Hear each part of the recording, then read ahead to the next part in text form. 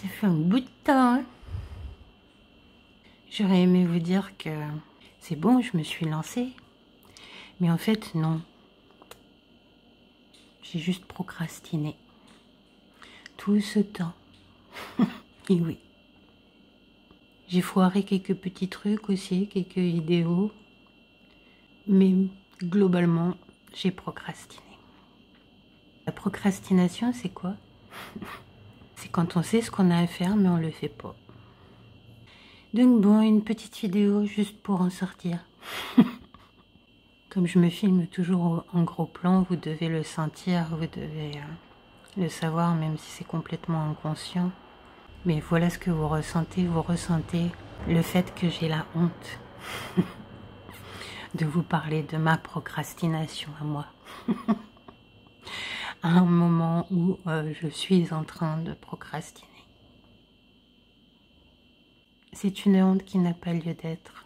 C'est une honte sociale. L'avez-vous déjà ressenti? Avez-vous déjà procrastiné? Avez-vous eu la liberté de procrastiner? Déjà. J'ai cette liberté. Je l'ai encore pour le moment. Alors, la procrastination, c'est quoi?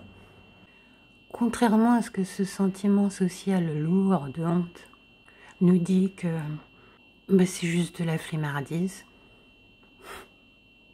c'est quelque chose d'extrêmement crevant, quelque chose d'extrêmement fatigant, parce qu'on lutte, on est en constante lutte. On ne procrastine que quand on a une peur intercosmique. Et là, durant ce tiers de mois, je me suis cognée à ma plus grande peur, celle de ne pas être entendue, mais ça inclut aussi celle de ne pas être comprise. Après 28 ans de recherche empirique, 28 ans quand même, je me sens vraiment spécialiste de nos capacités inconscientes. Et donc tout ce que je fais avec les gens, c'est assez inconscient pour eux. Et durant ces 28 années, ça m'allait bien. Ce que je pouvais faire, voir les résultats et en tirer mes conclusions. Mais là, je m'adresse à vous directement.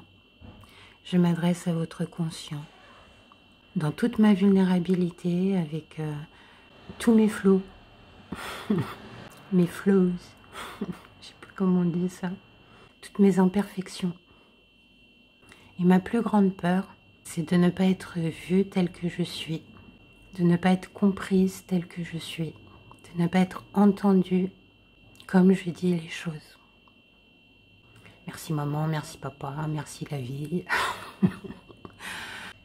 Donc pour arrêter de procrastiner, l'idéal, c'est de ne pas se forcer par cette honte sociale qu'on ressent, mais de guérir la peur. La peur qui engendre cette procrastination. Il faut un temps de procrastination pour arriver à identifier la peur aussi. Il faut un temps de procrastination pour trouver le courage d'y aller malgré tout.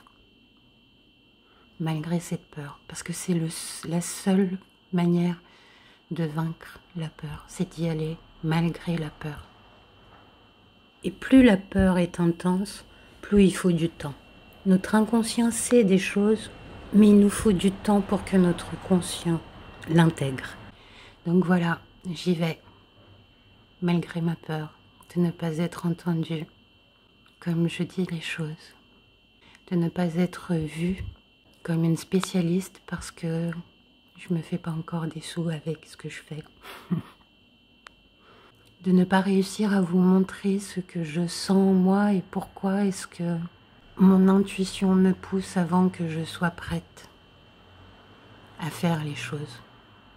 Et là, c'est encore une peur de vous le dire et que ça ne se produise pas. Parce que ce n'est jamais qu'une intuition. Vous voyez un petit peu comment on a été éduqués. Mais bon, je vais vous le dire. J'ai l'impression que ce journal de bord arrivera à sa conclusion au moment où j'aurai réussi, Au moment où vous pourrez voir que c'est pas parce qu'on est SDF aujourd'hui, c'est pas parce qu'on est au RSA aujourd'hui qu'on le sera toujours. C'est pas parce qu'on est pauvre aujourd'hui qu'on le sera toujours. Sauf si on en a envie.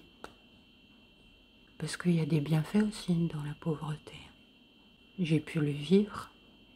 Mais c'est pas parce qu'on est dans cette situation-là aujourd'hui qu'on le sera toujours.